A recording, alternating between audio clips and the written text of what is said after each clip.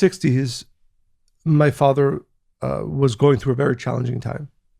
And his teacher, Rav Brandwein, would often send to him in his letters, in his teachings, one phrase, which was meant as a support, as a teaching to my father as he was going through his difficulties, his challenges. And the phrase in the original Hebrew, it's a verse from the prophets, Rabim asher imanu me'asher imahem, which literally translated means there is more support on our side with us than in the opposing forces. Mm-hmm. There's more force, more angels, if you want to call it that, more energy, more support with us than against us. Now, the origin of that phrase is a very important one. It's a story in the prophets of one of the great prophets. His name was Elisha. And as prophets often do, he had upset very powerful people. And one day he's with his apprentice. His name was Gehazi. Right.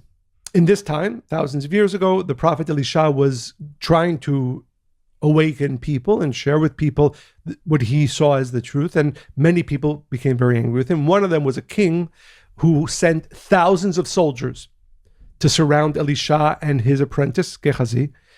And they surrounded the mountain that upon which he was staying. So his apprentice runs to him and says, "Oh my God, now you've done it. We're going to die because the king that you have angered has sent his soldiers. They're surrounding our mountain and they're about to take us in. They're probably going to kill us." And the story goes that Elisha the prophet took the hand of his apprentice. And as he held his hand, he asked the apprentice, "What do you see?" And suddenly he sees thousands of angels surrounding them to support them. And so the prophet says to him, "You see, Rabim asher itanu me'asher imahem." There is always more energy, support, angels supporting those who are trying to do the right thing.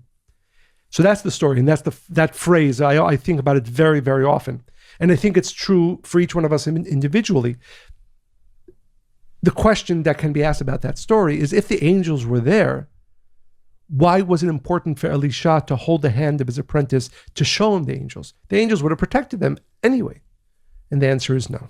The answer is that you have to be aware of the forces that are there to support you in order for them to support you. Mm-hmm. Knowing actually awakens. So when we begin this discussion and we say, yes, there is an entire system set up.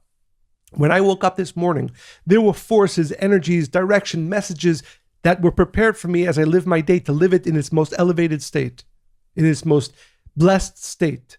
But I have to know that. Because if I don't know that, they can't give me that support.